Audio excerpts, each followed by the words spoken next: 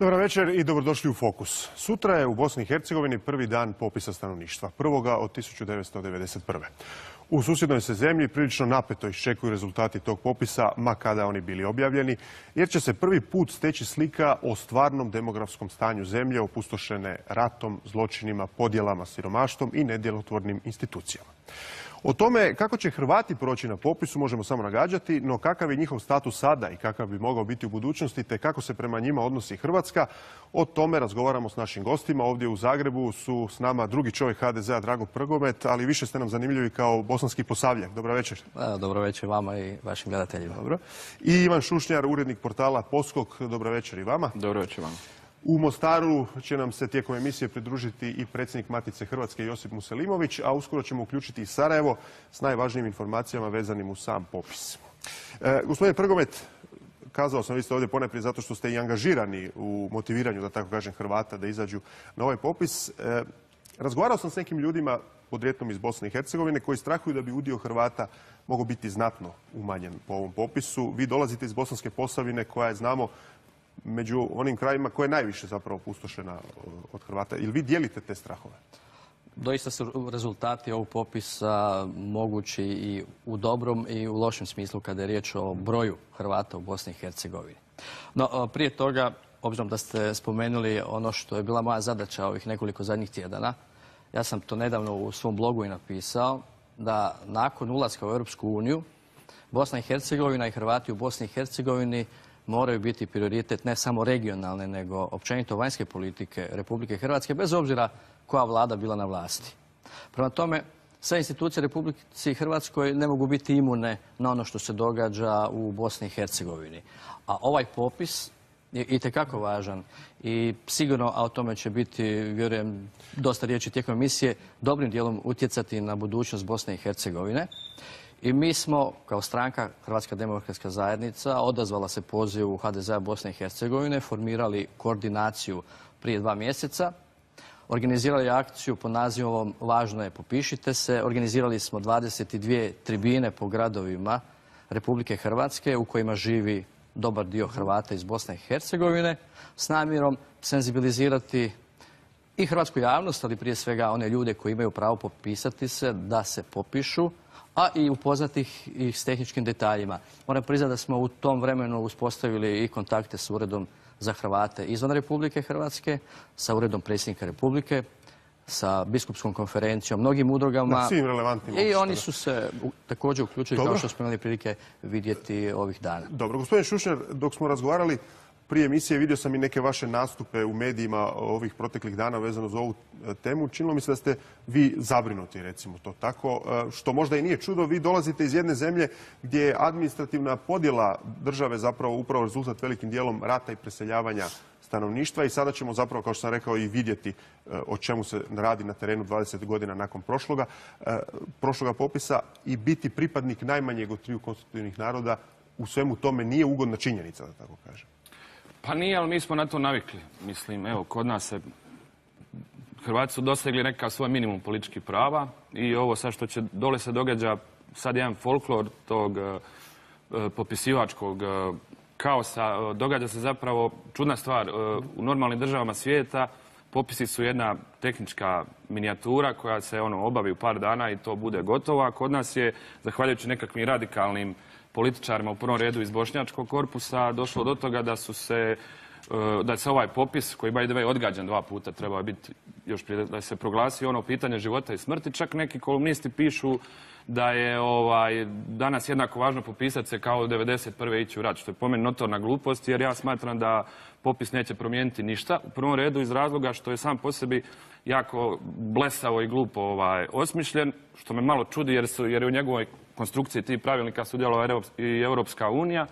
Naime, on danas omogućuje da bilo ko danas se nađe u nekakvoj kući kada dođe popisivač, izjavi za sebe ja sam taj i taj, navede neka matični broj, on biva upisan u birački spisak. Na primjer, samo da dodam još. Dobro, završite, jer imamo sad čovjeka koji će odgovoriti na ovo. Dobro, imam jednu dosjetku pa bih htio baciti. Znači, teoretski je moguće da Ivo Banac, recimo Zvonimir Čičak i Stipe Mesić, koji su poznati bošnjački lobisti u ovoj državi, dođu kod Komšića na ćevape, budu 10 dana i na dan popisa daju nekakav JMBG, daju svoje ime, prezime i upišu se kao Bošnjaci i slično. Dobro, samo nemojmo u ovom tonu nastaviti i Pa ne, prozivati neke zašto ljude ne? koji Meni nisu inače tu. smeta vaša zagrebačka uštogljena, zašto ne bi bilo malo opušteni? To je čisto razina dosjetke, ništa više. Dobro, to nam dobro dođe, a mi ćemo sada pozvati Zdenka Milinovića, ravnatelja Agencije za statistiku Bosne i Hercegovine. Dobar večer, gospodine Milinović. Čuli smo i neku primjedbu, možemo to tako reći, gospodina Šušnjara. Je li sve spremno? Jeste li vi zadovoljni s pripremama? Sutra ujutro praktički počinje popis stanovništva. I zašto smo čekali 22 godine, odnosno zašto ste vi čekali 22 godine sa provođenjem popisa stanovništva? Dobro večer vama i vašim gledateljima. Mi, što se tiče statističkih institucija, mi smo spremni. Znači, materijal je distribuiran na teren i popisivači su zadužili materijal i sutra u 9 sati ne vidim razloga nikakvog da popis ne krene. Zašto se čekalo 22 godine, na to vam ja ne mogu odgovoriti. Da bi popis se proveo u jednoj zemlji moraju postojati zakonske pretpostavke. Zakon je usvojen tek prošle godine i mi smo uz ogromne napore u veoma kratkom periodu uspjeli da pripremimo ovako obiman projekat kao što je popis stanovništva u jednoj zemlji. Dobro, dajte nam sad osnovne parametre što treba znati svatko tko očekuje da bude popisan u tih 15 dana. Dakle, tko može biti popisan, kako će biti popisivanje obavljeno, je li točno znači da imamo europski standard, tko je više od godinu dana izvan zemlje ne može ući u popis?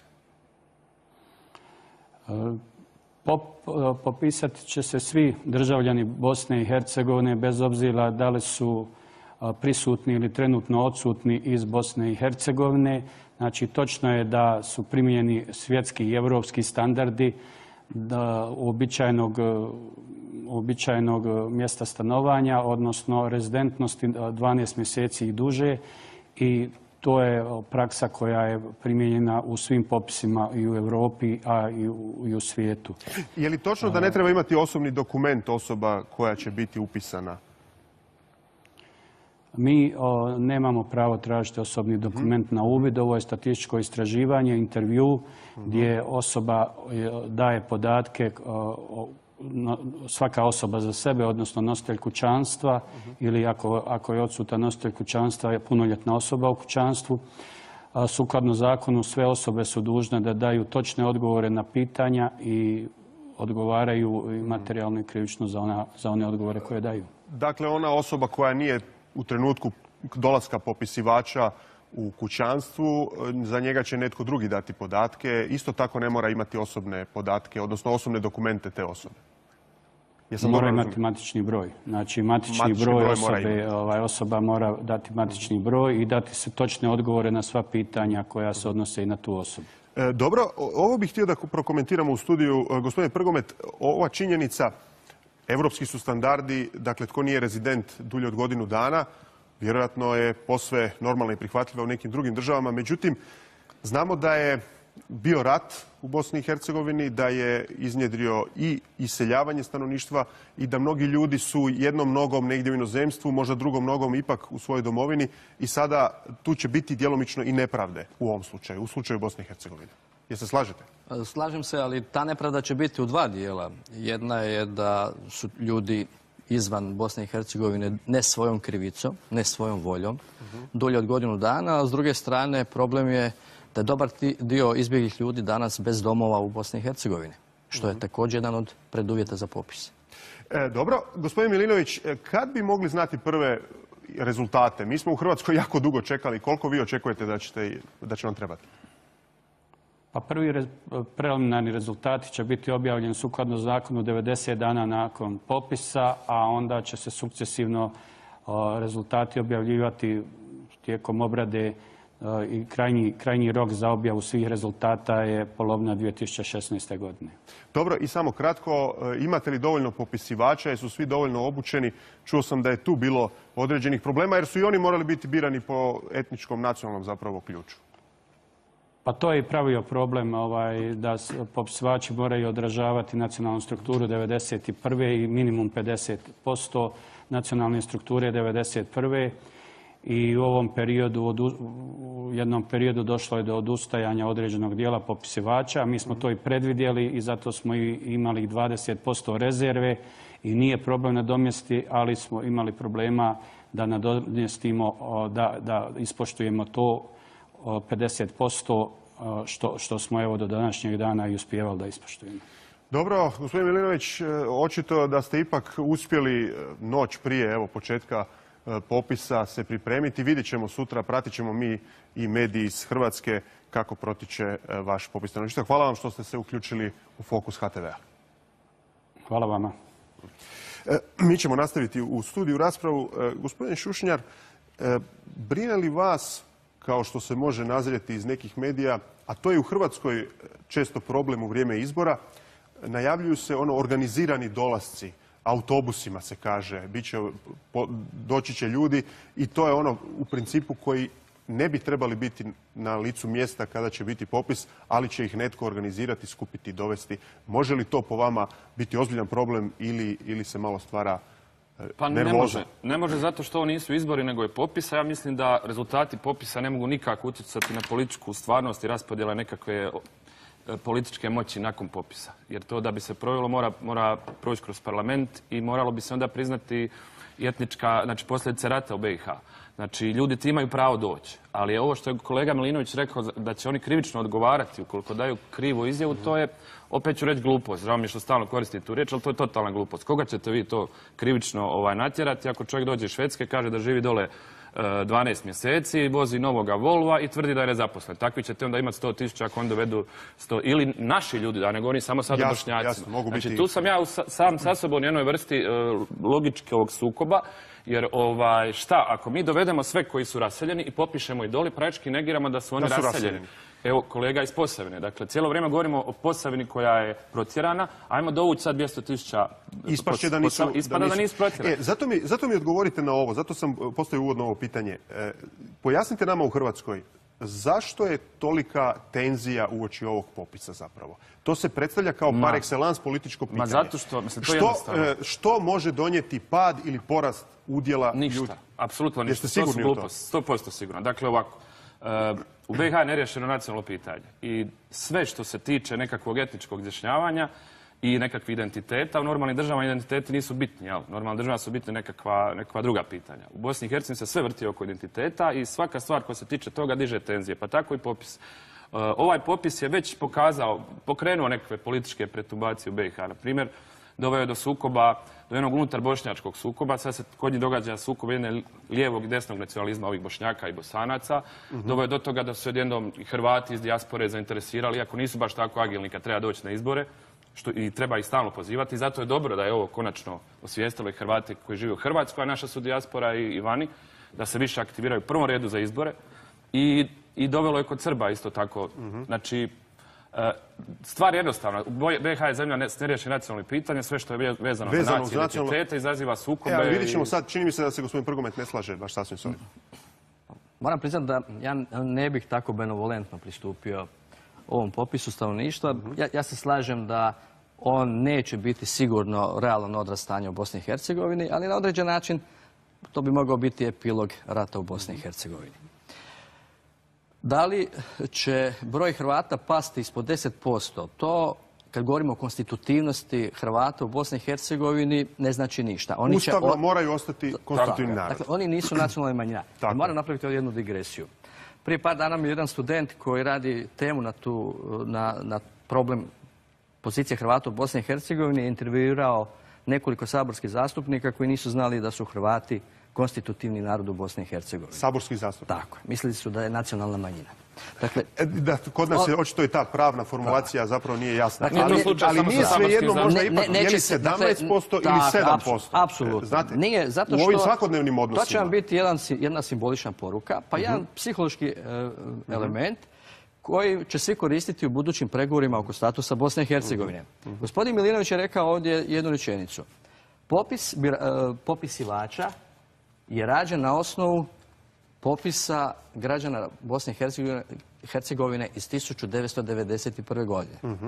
Sljedeći popis će biti na osnovu ovog popisa. Dakle, odabir popisivača. Ali isto tako će na temelju ovog popisa sigurno jedno sljedeće desetljeće, do sljedećeg popisa faktički sve se praktično određivati na osnovu tih podataka. Od obrazovanja do zapošljavanja u javnim institucijama, tako da ovaj... Dobro, ali ako ste vratit ćemo se.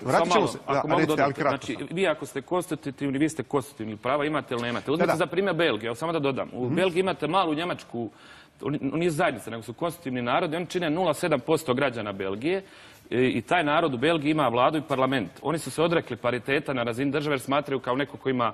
Dakle, vi ili imate ta prava ili nemate. Jasno. Ako ste konstitutivni, prava imate. Bez obzira na ali ovdje govorimo o nekim praktičnim stvarima u svakodnevnom životu. Ovo što je gospodin Prgomet napomenuo. Možemo se vratiti kasnije u emisiji na to. A ajdemo sada pogledati jednu reportažu kolege Ilke Barbarića.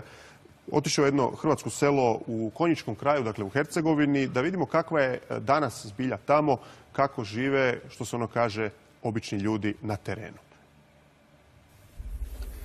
U pitomim dolinama na obalama Neretve, južno od Konjica, prve jesenske magle. Voćnjaci čekaju berače. Prema crkvenim podacima u 3 katoličke župe koje obuhvaćaju u ratu teško stradala hrvatska sela Trusinu i Kostajnicu, prije rata živjelo je 7000 Hrvata. Danas samo 300 povratnika. A vezano za povratak uvijek je vezan i za egzistenciju, od čega će čovjek živjeti. Ovdje se jako dobro može živjeti od onih temeljnih stvari, od zemljoradnje, od voća, ovo je voćarski kraj. Ali nažalost vraćaju se uglavnom stariji ljudi koji više ne mogu raditi. Obnova kuća teče veoma sporo. Od prijeratnih 350 Hrvata koliko ih je živjelo u selu Trusina pokraj Konjica, danas živi tek jedna osoba hrvatske nacionalnosti. Ali kako to uvijek biva kad pomislimo da nema nikakve nade, u kući obitelji Anđelić u Žitačama posve drugčija slika. Braća Marin i Franjo s majkom žive u svojemu obnovljenom domu.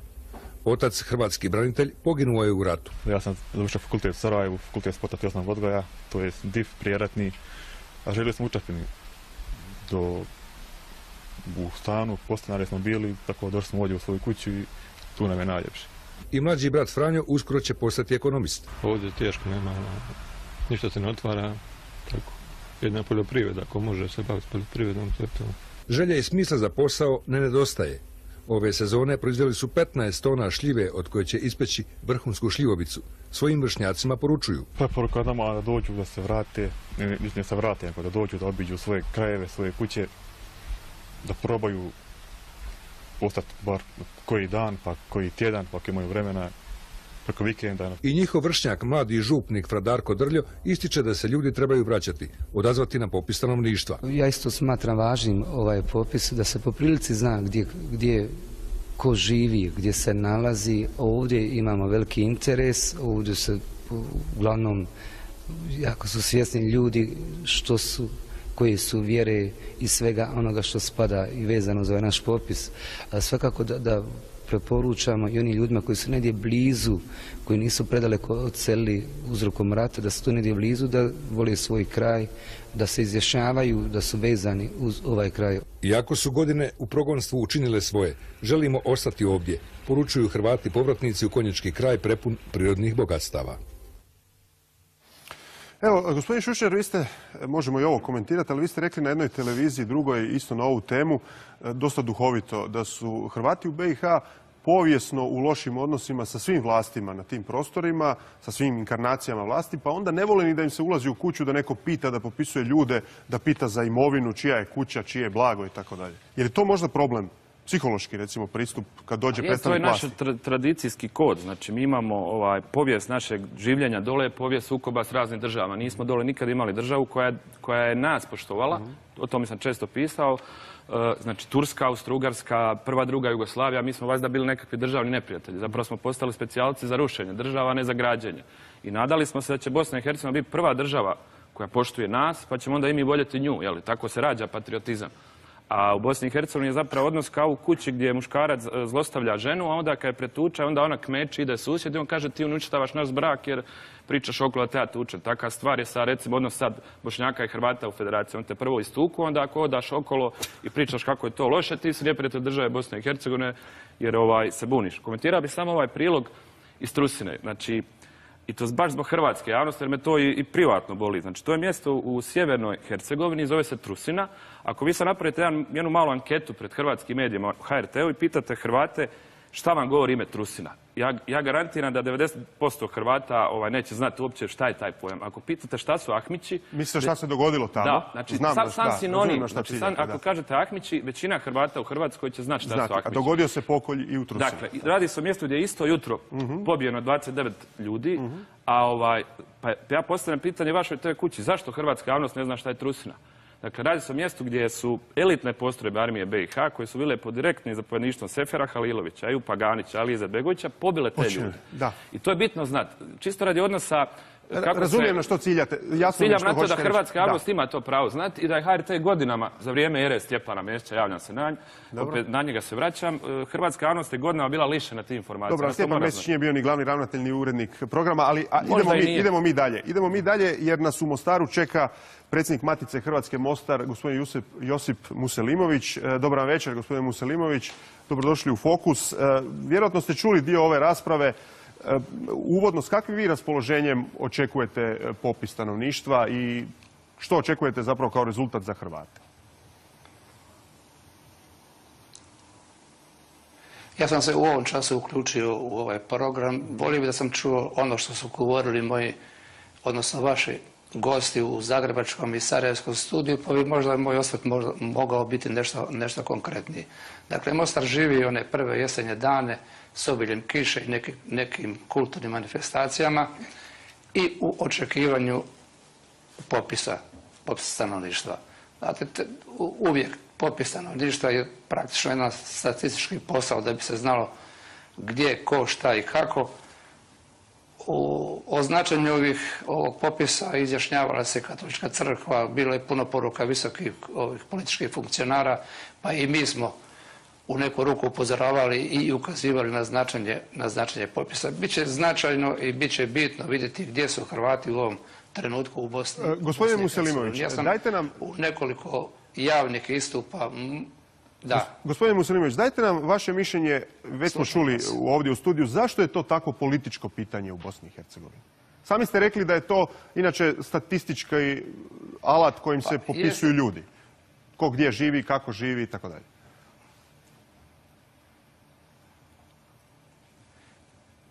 Dakle, Bosna i Hercegovina, sami tim i Hrvati u Bosni i Hercegovini sada žive jedan specifičan vremenski period opterećen svim i svačim. Prema tome, mnoge stvari moraju se fokusirati kroz to koliko nas u Bosni i Hercegovini ima. Ja sam u nekoliko javnih nastupa u televiziji, počeo od Hrvatskog slova i drugih glasila upozoravao na moguće pogubne posljedice po Hrvate u Bosni i Hercegovini ako se nešto kvalitetno i nešto radikalnije ne poduzme, prije svega iz Zagreba. Jer Hrvati u Bosni i Hercegovini su slijedili poruke, pa ako hoćete i upute iz Zagreba. I doživjeli su ono što su doživjeli, da vlada Republike Hrvatske nije na adekvatan način reagirala u skladu sa potpisanim Dejtonskim sporazumima, a na koncu i u toku i na koncu ovog rata Hrvati u Bosni i Hercegovini dali su veliki obol na sve strane, a danas žive u posebnim okolnostima boreći se za neka svoja egzistencijalna prava. Ta prava Hrvatima u Bosni i Hercegovini su u nekoliko navrata na vrlo grub način povređena. Uništena je vrlo dobra televizija Erotel, uništena je Hrvatska banka, nekoliko političkih lidera je procesuirano bez ikakvog razloga i osnova. Dakle, sve je to bilo u funkciji nekakvog stvaranja ambijenta koji je potpomogao iseljavanje Hrvata u Bosni i Hercegovini. Reći još nešto. Odvjetnički uredi su uvijek bili svjedoci vremena i u tim često malim uredima zrcale se život jednog naroda, jednog kraja, pa na koncu jedne države.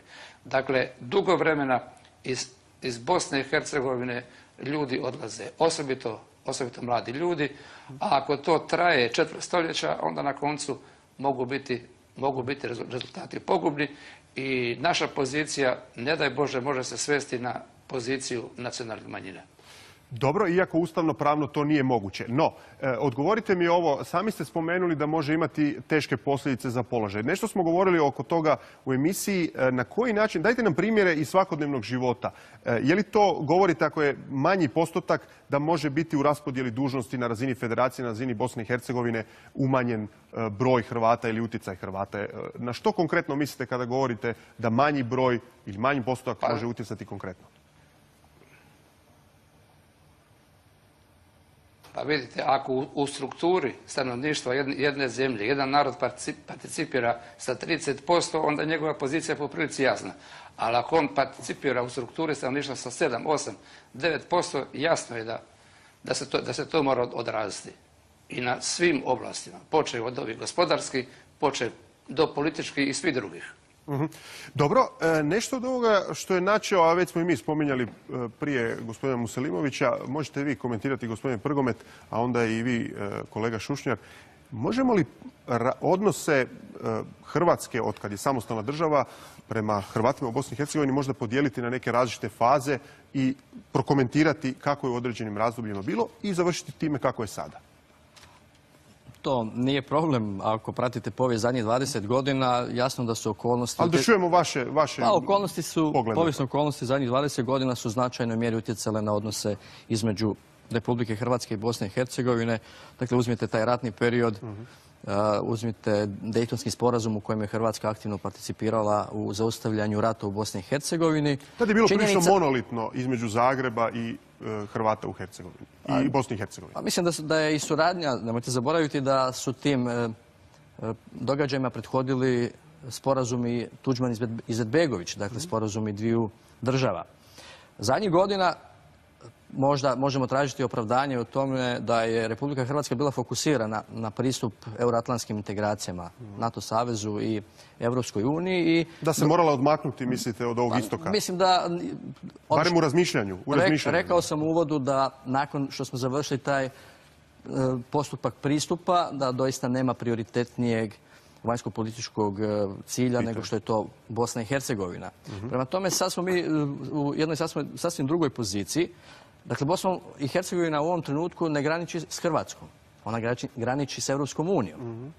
Ja bih istakao već jednu izuzetno dobru inicijativu koja je na tragu onoga što sam govorio da politika prema Bosni i Hercegovini, politika prema Hrvatima u Bosni i Hercegovini mora biti nadstranačka, a to je pitanje i nastup naših eurozastupnika, gospodina Stiera i gospodina Picule, koji su bili vrlo jasni prema Štefanu Fileu, vezano uz odnos Europske unije prema pravima Hrvata kao konstitutivnom narodu. Vrlo će biti zanimljivo što će sutra biti, jer sutra je još jedan važan datum. Naime, sutra su predstavnici političkih stranaka Bosne i Hercegovine u Briselu. Razgovarat će između ostalog o budućnosti Bosne i Hercegovine na putu za euroatlantske integracije, pokušati riješiti problem Sejdić-Finci. Možemo se kasnije dohvatiti toga za vrlo zanimljiv slučaj. Mislim da je dobra uvertira upravo bilo to pitanje i taj stav naših europarlamentaraca oko zaštite Hrvata. I zanimljivo da se ovo događa isti dan kad počinje popis. Gospodin Šušnjar, isto pitanje za vas. Ova razdoblje, 22 godine, dakle, kako bi vi podijelili ta razdoblja i malo ih prokomentirali? Je li dio problema današnjih na neki način izvire iz određenih događaja iz prošlosti, nedavne prošlosti? Ako ćete mi dati 2 sata, sad tu ja ću vam to detaljno objasniti. Ja znam da vi možete to malo kraće sublimirati, zato sam vas i zvao. Tri su tu jasna razdoblja. Znači, Tuđmanova era, to je vrijeme rata, vrlo kompleksno razdoblje i nezgodno je tu, ja bi to nazvao, u početku je tu se radilo izuzetno dobroj vojnoj i političkoj suradnji, međutim, danas kad se to gleda iz ove perspektive, ipak je to bio jedan kolonijalan odnos Tuđmana prema nama. Ali mi smo sami pristali na taj odnos. A s druge strane, opet, prije par dana vam izašlo, što je jako zanimljivo, ciljni dokument u kojem oni tvrde da je Tuđman bio natjeran, da natjerao je Hrvate da uđu u federaciju i to je bila cijena da dobije zeleno svjetlo za oslobođenje krajine. Sad zamislite taj apsurd. Vi dobivate zeleno svjetlo da oslobodite svoju zemlju, a cijena toga je da izdate interese svog naroda u susjednoj zemlji. I mi smo na to pristali. Ja ne tražim sad od Hrvata ovdje da nama skidaju šešir kad mi Posavci naiđemo kroz Zagreb, ali to hrvatska javnost treba znati. I mi ćemo na to pristati isto ako treba. Znači, to je jedan kolonijalan odnos, ali je bio rat. Nezgodno o tom pričati. Vrijeme Mesića je sramotno vrijeme hrvatske politike. Radi se o vremenu šovinizma, jednog latentnog verbalnog fašizma prema Hrvatima u BiH. Zapravo je u to vrijeme Hrvatska postala prva država u povijesti koja je mirno promatrala majorizaciju svog naroda u susjednoj državi i ne samo da je promatrala, nego čak i pomagala. Jer je Mesić kao predsjednik Republike Hrvatske trebao štiti interese Hrvata BiH, a on je štiti samo malo. Dobro. Ne, u redu, samo ti da pojasnite kako je došlo do majorizacije s obzirom da postoje 3 konstitutivna naroda.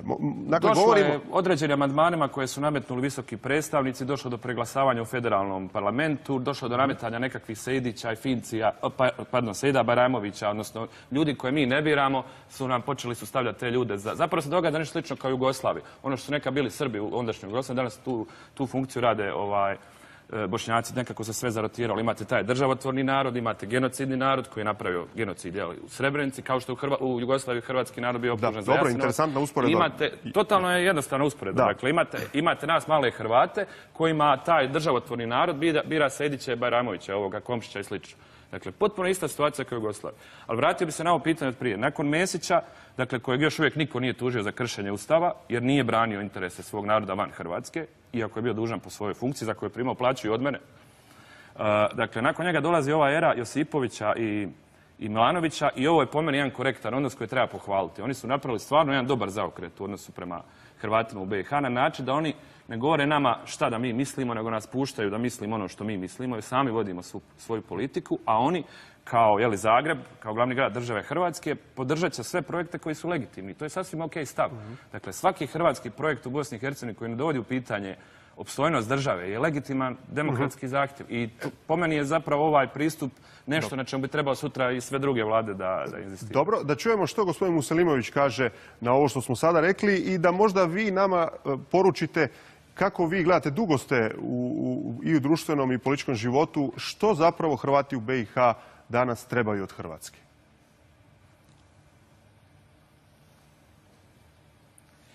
Vidite, nekoliko je događaja bilo na prostoru Bosne i Hercegovine, a da nitko od službene politike u Zagrebu nije reagirao. Kad je uništena Hercegovačka banka, 100.000 štediša i 4.500 vlasnika novca ostali su bez tih sredstava u jednom bezočnom napadu na privatnu banku. Nitko tada nije reagirao, a možemo slobodno kazati da je tada uništen gospodarski potencijal Hrvata u Bosni i Hercegovini, jer je to bila najjača i najmoćnija banka na prostoru cijele države. Kada je uništena jedna vrlo moćna i dobro organizirana televizija kao javni servis, preko koga se hrvatski narod u Bosni i Hercegovini mogao prezentirati sve svoje probleme, ni tada nitko nije reagirao. Kad se dogodila vrlo problematična uhićenja, a pogotovo kada je ubijen doministar Jozo Leotar, tada je službeni Zagreb ostao potpuno nijem.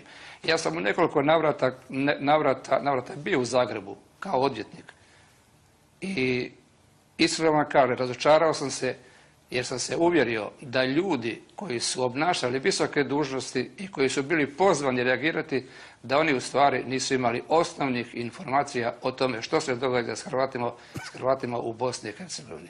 Je li to bila njihova informiranost ili je to bio njihov pravac ponašanja, ja to u ovom času ne mogu reći, ali mogu sasvim sigurno pretpostaviti. Ovo što je gospodin Šušnja rekao, to je zaista istina. Zanimljivo je. Mi smo u Mostaru prvi podržali inauguraciju, ne inauguraciju, nego predzborne sastanke gospodina Ive Josipovića, jer smo shvatili da se radi o čovjeku koji razumije probleme ovih prostora i koji dobronamjerno pristupa njihovom rješavanju. To je moj stav i on je takav i u ovom času, jer gospodin Ivo Josipović je u 2 navrata unatoč svim službenim obvezama posjetio Mostar, posjetio Maticu Hrvatsku i bio nazočan otvorenju njenog jednog velikog festivala na kome se prezentira kulturni identitet hrvatskog naroda na najbolji i jedinstven način. Kad smo već kod ovih stvari, onda, a to sam već govorio nekoliko navrata, Gospodarski subjekti iz Republike Hrvatske ovdje se ponašaju, po mom dubokom uvjerenju, jednako kao da svoje posle obavljaju u Zambiji, u Zairu. Oni se ponašaju kao najobičniji kolonizatori. Njihovog sudjelovanja u nekim bitnim stvarima hrvatskog naroda u Bosni i Hercegovini nema, ne postoji i ne vrijedi ništa raditi i ne vrijedi ništa pisati. A to je katastrofalno, jer Bosna i Hercegovina je prvi trgovački faktor, partner Republike Hrvatske. Dobro. Vi ste predsjednik Matice Hrvatske Mostar, pa možete ovo komentirati, da se maknemo u ovom trenutku malo od politike i gospodarstva koje ste vi uveli u priču. Vrlo je bitno i izjašnjavanje o jeziku, je li tako, na ovom popisu? Vi zapravo bi svakako htjeli pozvati da se precizno izjasne i Hrvati kojim jezikom govore, je li tako?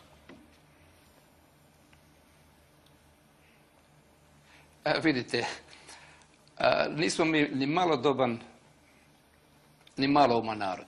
Ovdje se zna tko je ko, ovdje se zna kojim se jezikom govori, ovdje se zna kojim se pismom piše, to je zapisano u genima, to je u kamen uklesano, o tom ne treba raspravljati i u to ne treba uopće sumnjati. Ja sam uvjeren da zadnja baba u najudaljenijoj seoskoj postaji zna i tko je i kojim jezikom govori i kojim pismom piše. Dobro, gospodine Muselimoviću, sa ovim vašim riječima, nakon kojih stvarno ne treba ništa dodati, ćemo vam se i zahvaliti na sudjelovanju i naravno možemo dalje očekivati vaše komentare tijekom objavljivanja ili po objavljivanju ovih rezultata. Hvala još jednom. Gospodine Šušnjar, možete li nam pojasniti, par puta smo se dotaknuli toga, kako funkcionira podjela dužnosti u federaciji, prije svega i u Bosni i Hercegovini, po tom etničkom ključu? Nešto smo spomenuli, tu se razlikujete po stavovima vi i gospodin Prgomet. Vi smatrate da ne, a on smatra da može umanjeni postotak udjela hrvatskog stanovništva ili nekog drugog utjecati na njegov konkretan problem u svakodnevnom životu i u raspodjeli zapravo moći i vlasti, a to je ono što svi zapravo gledaju kada se bave politikom na kraju krajeva. Je li zaista sve u Bosni i Hercegovini pitanje podjele po etničkom ključu? Nije sve, ali jeste jedna velika većina. Podjela vlasti po etničkom principu u federaciji ne funkcionira. Dakle, federacija danas je vlast u federaciji uspostavljena na principu klasične majorizacije. Dakle, federalna vlast je ustrojena kao vlast u Republici Srpskoj, po principu jedan čovjek, jedan glas. Iako po Ustavu federacije hrvatski narod ima zajamčene kvote u vladi federacije, ima zajamčeno pravo na predsjednika federacije, ima zajamčeno pravo na državnoj razini na svog člana predsjedništva. Međutim, Bošnjaci su to pravo zloporabili, ne Bošnjaci, nego njihovi politički predstavnici, da ne mislim na narod. Dakle, na način da su oni predstavničku demokraciju zamijenili pripadničkom demokracijom. Dakle, oni nađu pripadnika naše nacije, to je našeg naroda, i postave ga nama na tu funkciju koja pripada nama po etničkoj kvoti. Umjesto da Hrvati, kao konstitutivan narod u federaciji u Bosni i Hercegovini, biraju svoje predstavnike, pa makar ti predstavnici bili Romi, Židovi, Srbi ili bilo koja druga nacija, pa i Bošnjaci. Zašto ne bi neka Bošnjak nas predstavlja ako je dobar političar i razumije našu problematiku u federaciji. Dakle, federacija je vlast protuustavno napravljena, nelegalna. I malo pre sam spominjao sadašnju vlast u Hrvatskoj, recimo jedan veliki potez ove vlasti, što nema apsolutno nikakvih kontakata sa vladom federacije.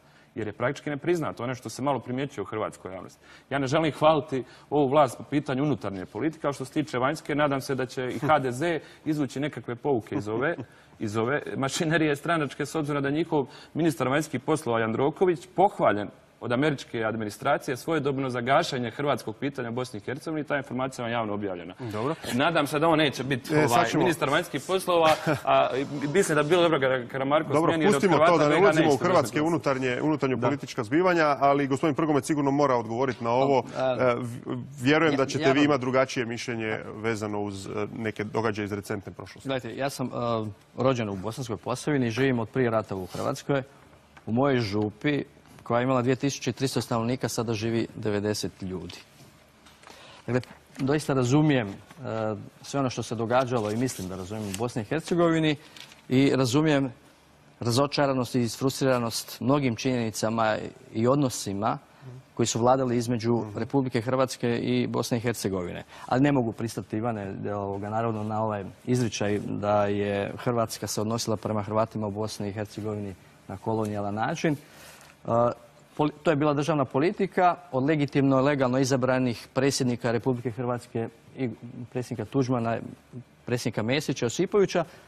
Sa nekim od tih postupaka se ni ja osobno nisam slagao. Međutim, mi smo skloni vraćanju u prošlost i pozivanju na sve ono što se događalo. Dobro će biti ako iz toga nešto naučimo. Sada imamo jedan vrlo važan proces koji se zove popis stanovništva u Bosni i Hercegovini. Raduje me doista da su gotovo sve relevantne institucije u Republici Hrvatskoj to shvatile vrlo ozbiljno. Iz prošlosti bi trebali naučiti da Hrvatska prema Bosni i Hercegovini treba graditi partnerski odnos, tako i prema hrvatskom narodu. Niz je razloga, osim što se radi o jednom narodu, narodu koji je konstitutivan narod u Bosni i Hercegovini. Govorio je gospodin Muselimović malo i o toj gospodarskoj suradnji. Naime, vrlo često se u Hrvatskoj da zaključiti da je Hrvatska jedino tu da pomaže Hrvatima u Bosni i Hercegovini. To nije točno. Tih nekoliko 15 milijuna godišnje ili 20 koliko je izdvojeno za ove godine je doista minimalno. Zaboravljajući pri tome da je Hrvatska prošle godine izvezla u Bosnu i Hercegovinu oko 1,3 milijarde eura robe. To znamo da je najvažniji ekonomski partner. Više nego što se... Stabilnija hrvatska tvrtka. Donosi više novca nego INA i još nekoliko tvrtki u Hrvatskoj zajedno. Dakle, 3 puta više nego što smo izvezli u Srbiju. I jedna od 2 zemlje s kojima imamo pozitivan suficit. Više izvezemo nego što uvezemo. Pozitivnu bilancu, da. Dakle, to su sve razlozi zbog kojih, ponavljam, bez obzira na koja vlada bila, Bosna i Hercegovina i Hrvati moraju biti od prioritetnog interesa naše politike. I da se vežemo na ovo što ste rekli oko gospodarstva, kad gledamo sam izgled i kako je položaj obiju zemalja, jednostavno je jasno da zapravo predstavljen u nekom smislu zemljopisnu i vjerojatno i gospodarsku. Mogu samo kratka opaska. Nisam primijetio u Mostaru predstavništva turskih tvrtki. Niti sam primijetio u Sarajevu predstavništva srpskih tvrtki. Ali sam primijetio predstavništva hrvatskih tvrtki u Sarajevu. Mislim da bi se na tom moglo nešto poraditi. To su isto nacionalne... Postaju u ekonomiji takozvana nacionalna ekonomija. To ozbiljne nacije drže do sebe. Znači, zašto bi Pliva bila u Banja Luci i zašto bi sjedište Dukata bilo u Sarajevu? Ja nisam primijetio da nekakve turske tvrtke imaju svoje sjedište. A vi govorite o sjedištima, ne o sjedištima. Tamo gdje se ubire porez, tamo gdje se zapošljavaju ljudi. Time se radi povratak, može se sjedište hrvatske tvrtke napraviti u Posavini, u Derventi. Dobro, ali Sarajevo je glavni grad države i sigurno ima veću infrastrukturu i mogućnosti da se... Država ima pravo imati sjedište bilo gdje. Samo još jedna kratka opaska. Znači, pored ovog uvoza koji mi radimo za Hrvatsku, bitno je znati da, šta mislite, evo poslije ću vam pitanje, gdje naši tajkuni, ovi koji ostvaruju ogromne milijunske profite svaki mjesec, gdje oni investiraju taj kapital? Mislite da kupuju nekretnine po Bosni i Hercegovini? Kad kažete naši, mislite ovdje iz Hrvatske ili iz Bosne i Hercegovine? Mislite na ljudi, Hrvati iz Bosne i Hercegovine koji imaju uspješne tvrtke, ostvaruju milijunske profite. Gdje će iznijeti novac? Kad se stvori nova vrijednost, novi kapital, gdje oni ulažu taj novac? Sigurno nisu u Monaku, a nisu ni u Bosni i Hercegovini. Dobro, u redu, ali da ne idemo sad dalje. Gospodine Prgomet, prema hrvatskom popisu, oko 400.000 ljudi u Hrvatskoj je rođeno u Bosni i Hercegovini, oko 120.000 je sada posljedicama rata, danas živi u Hrvatskoj. Imate li vi pretpostavku ili računicu koliko njih može pristupiti popisu? Koliko može izaći i biti popisano u Bosni i Hercegovini? Po ovako ekstenzivnom tumačenju zakona o popisu mogu svi. Dakle, svatko... Moraju imati matični broj. Svatko neko je rođen u Bosni i Hercegovini i njihovi potomci i uz uvjet da imaju vlasništvo u Bosni i Hercegovini. Međutim, nisu isti, ja moram priznati, nisam tu najkompetentniji da objašnjavam zakon o popisu u Evo vam jedan podatak koji će Bosni se i vi Hercegovini, ali ovo je generalno... Ali očito velik dio bi mogao. Ovo je generalno je stav takav, dakle odredbe zakona su takve da se svi ti ljudi mogu popisati. Kako će ih tretirati, u koju kategoriju stanovništva u Bosni i Hercegovini? Ne bi smjeli živjeti godinu dana u Hrvatskoj u tom smislu, je li? Jedan podatak koji mora biti zanimljiv građanima Hrvatske, jer su oni jako osjetljivi na fiktivna prebivališta, fiktivne građane i slično, a i za vlast u Republici Hrvatskoj, u prvom redu pravosudne vlasti i za predsjednika. Znači, prema podacima MUP-a danas postoji 1.100.000 građana koji imaju dvojno državljanstvo, znači Bosne i Hercegovine i Hrvatske. 1.100.000. Ako je u Bosni i Hercegovini bilo maksimalno 780.000 Hrvata, koji je jedan dio protjeran, jedan tu i slično, dakle, pojavljuje se jedna diskrepancija u tom broju od nekih 150-200.000 ljudi koji imaju hrvatsko državljanstvo, koji su se 90. godina izjasnili kao Hrvati, odnosno da imaju taj hrvatski Temeljem identitet. čega su dobili Temeljem čega su dobili da. hrvatsko... Sad to je jako bitno pitanje, ja imam informacije čak iz nekih krugova koji su bliski vlasti. Dobro, imate dosta informacija. Da postaje vrlo upitno. Državljanstvo se ne može oduzeti, ali ako je stečeno na osnovu krive lažne izjave, ili ako je stečeno... Ne bi smjeli sada dati neku drugu informaciju na popisu. Dakle, ja sam postavljam pitanje šta će napraviti država Hrvatska s onim ljudima koji su 91. kazali da su Hrvati, a žive u Cazinu, Travniku, Stocu, a danas kažu za sebe da su Bošnjaci. Znači, oni konkuriraju Hrvatskoj za državne poslove, trošak su ovoj državi, a dali su lažnu izjavu 90. Da, razumjeli smo, vrlo složeno pitanje, vjerojatno bi to trebalo istražiti. Trebalo bi donijeti zakon o zabrani zlouporabe lažnog izjašnjavanja, što je naš dole jedan od glavnih problema, ali Hrvatska bi prije ovog popisa trebalo poslati tim ljudima poruku. Dobro. Šta će se dogoditi s njihovim državljanstvom? Razumjeli smo. Kako idemo kraju, evo malog ili malo dužeg povijesnog presjeka kretanja udjela stanovništva, pa onda i Hrvata u Bosni i Hercegovini. Ja se moram, prije nego što vidimo grafike, djelomično ograditi. Dakle, u pripremi ove emisije mi nismo mogli u potpunosti potvrditi sve podatke, odnosno ono nakon Drugog svjetskog rata se može provjeriti, ali sve ono iz austro-ugarskih vremena i prije Drugog svjetskog rata nije moguće provjeriti, barem u ovom kratkom roku. A autori koji su te postove ili dakle stavljali podatke na internet se pozivaju na jednu knjigu koja je izdana 1994. u Minhenu i zove se Bosna i Hercegovina u austro-ugarskoj epohi. No, pogledajmo prvo podatke iz 1879. Dakle, ukupan broj je provjerljiv, ukupan broj odgovara službenom podatku, međutim, raspodjela iz tog prvog popisa u vrijeme Austro-Ugarske je dakle pod znakom pitanja, ali ovo je po svemu sudeći približno ili sasvim točno. Tada je popisana vjera, ne nacije, nego vjera. Vidimo kakav je bio udio, dakle godinu dana nakon što je Bosnu i Hercegovinu okupirala ili preuzela od Osmanskog carstva Austro-Ugarska. Rimokatolici, dakle 18%. Idemo dalje na 1910. Posljednji popis prije Prvog svjetskog rata, dakle još jednog velikog turbulentnog razdoblja. Gospodine Prgomet, pod austro-ugarskom vlašću očito je bilo dobro živjeti u Bosni i Hercegovini kao rimokatolik. Porastao je broj za čak 4% boda. Hoću reći, vlast neke države utječe jako puno kako se kreće i udio stanovništva. Bosnu i Hercegovinu je vrlo teško razumjeti, čak i onima koji žive u Bosni, a kamoli izvan nje. Nije ništa neobično da su se ljudi izjašnjavali sukladno vlasti koja je donosila određeni benefit. Ono što je sigurno jasno je, pretpostavljam da ćemo vidjeti podatke za poslije. Kasnije, tako je. Ali, mislim, nije ovdje pitanje nacionalnog izjašnjavanja. Ljudi su vjerojatno vjeru prilično precizno morali reći. Nije neko išao u drugu crkvu, a rekao da je rimokatolik. Dobro, nije tada nacionalni identitet ni bio. Nije ni postao u tom smislu. Dakle, tada se podrazumijevalo na određen način da su rimokatolici i katolici Hrvati. Sve nacije Balkana su većno religijski. Naravno, nisam rekao da su to sve Hrvati, moguće je da je bio neki udio i Austrijanaca, Njemaca ili koga. Došlo je do toga zapravo da je veliki dio Bošnjaka, muslimana, odnosno povukao se s Turskom. Pogotovo oni koji su bili pismeni i znali turski jezik, oni su jednostavno se povukli s Turskom, pao je znatno broj muslimana, Bošnjaka i ovi ostali su. Idemo na 1931. Dakle, to je popis prije Drugog svjetskog rata. I dalje se popisuje vjera. Pravoslavci su i dalje u najvećem broju. Muslimani se drže. Interesantno, Hrvati i dalje rastu, odnosno rimokatolici, ja se ispravljam. Dakle, rimokatolici su i dalje u porastu, dakle, nekoliko godina ili desetljeće prije početka Drugog svjetskog rata na ovim prostorima, gotovo 24%. I sada popis, to će možda isto biti iznenađenje, ali imamo novu kategoriju, 48. 24% su Hrvati neopredijeljeni, to je zapravo velikim dijelom muslimansko stanovništvo, je li tako, gospodine Prgomet? Dakle, to su turbulentna ratna vremena kada još uvijek nije bila donešena odluka o to se čekalo još 13 godina nakon ovoga. Ako smijem dodati, znači 45. godine na prostoru od Livna do Neuma, znači od 41. do 47. a najvećim dijelom nakon 45. stradalo 23 ili 4 tisuće ljudi. Znači radi se o gotovo 3 Srebrenice. To je podatak koji je tajan. Nije prisutan u hrvatskoj javnosti, ja ga bar nisam čuo.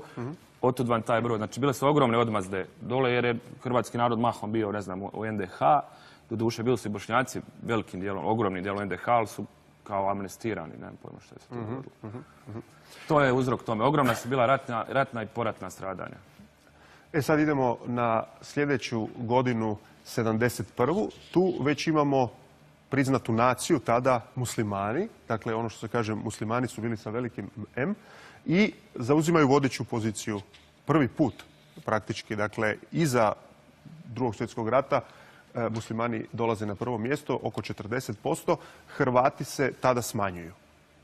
Da, zato što jedan dio muslimana bio prisiljen da se izjašnjava kao Hrvat ili To je Srbin. ono ranije, naravno i u Oni su razdoblju 61. godine još NDH. dobili pravo na naciju.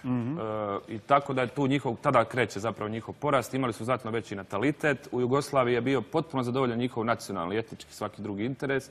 Meni je zanimljivo da oni nisu 61. ili 71. pokrenuli pitanje etničkog izjašnjavanja kao Bošnjak. Nisu tada brijali na srednjovjekovnu Bosnu, tvrtka i sličan taj. Tek sada to dolazi 91. Oni tvrde da je bilo zabranjivano. Ja ne razumijem zašto bi Tito koji je njima dao Dobro, da se ne vraćamo etnički sada... naziv muslima, ne bi pristao na etnički naziv Bošnjak. Da se ne vraćamo toliko u to. I sada dolazimo do posljednjeg poznatog službenog podatka, a to je iz 1991. Neobično zvuči, ali to je ono što ste rekli, gospodine Prgomet, još uvijek na snazi kada se bilo što raspodjeljuje. I vidimo kako je to izgledalo 1991. Hrvati su opet nešto pali u odnosu na 71. I to je onaj podatak s kojim danas baratamo. Kako će izgledati 2013. Kroz tih nekoliko slajdova ste na vrlo plastičan način prikazali cijelu povijest Bosne i Hercegovine. I kompleksnost. Odnosa. 3 velika rata. Činjenica je da 1991. po popisu u Bosni i Hercegovini je živjelo oko 800.000 Hrvata. Danas po procjenama je skoro duplo manje. Naravno da je najvećim dijelom to rezultat ratnih stradanja, protjerivanja. Činjenica je da je jednim dijelom broj Hrvata smanjen zbog ekonomskih migracija. Da se ljudi sele iz Hrvatske, pa je očekivati da će i iz Bosne i Hercegovine. No, ponavljam, smatram da je ipak važnost popisa daleko bitnija nego što je to ona klasična statistička kategorija. Ja mislim da nas je malo, ali nas je još uvijek jako puno. Mislim da čak i s obzirom na sve što se događalo. Mislim da smo jako dobro raspoređeni i da nas još uvijek previše. Nekima, nama ne. Ono što je važno Hrvatima u Bosni i Hercegovini, Hrvati moraju biti lokomotiva pristupa Bosne i Hercegovine u euroatlantske integracije. Oni pripadaju zapadnoevropskoj civilizaciji, oni dijele standarde koje vrijede imaju Hrvatsku koja je sada članica Europske unije. Apsolutno. A i Hrvatska ima njih.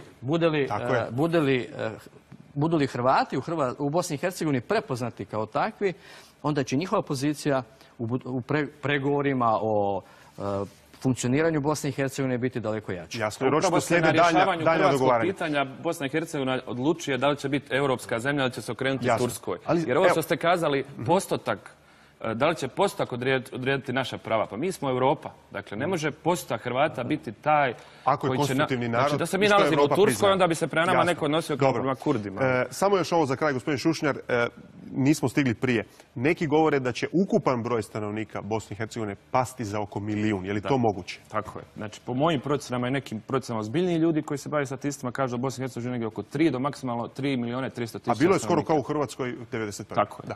Broj Srba isto znatno pao. To će biti zanimljiv podatak. Često se barata s time da je dosta ljudi iz Krajine koji su pobjegli iz Krajine, iz Hrvatske, završilo u Republici Srpskoj, međutim nije. Veliki dio njih zapravo naselio u Vojvodinu. Nešto malo je njih ostalo u Republici Srpskoj, a posle toga su bila ogromna iseljavanja i njih. Da, ne spekuliramo previše. Završne riječi, gospodine Prgomet, i vas. Ivan me je par puta prozvao što ćemo mi kao buduća vlast učiniti. Dakle, sigurno da ćemo pomoći opstojnosti hrvatskog naroda u Bosni i Hercegovini, da već sam spomenuo neke projekte i neke naše aktivnosti kroz Europarlament. Nećemo odustati od toga da Hrvati iz Bosne i Hercegovine mogu birati svoje predstavnike u Sabor. Dobro, da ne proričemo što će biti. I jedna rečenica, pozivam sve one Hrvate porijeklom iz Bosne i Hercegovine koji imaju pravo sudjelovati na popisu, neka izađu, neka se popišu, time neka jasno daju do znanja da žele sudjelovati u izgradnji budućnosti njihove domovine Bosne i Hercegovine. Gospodo, hvala vam lijepa što su sudjelovali u Fokusu. Hvala naravno i našim ostalim sugovornicima. Sutra počinje popis. Još jednom vjerujemo da smo dodatno rasvijetlili ne samo taj proces, nego njegovo značenje i malo širi kontekst svega. Fokus je završio. Ugodna večer i laku noć.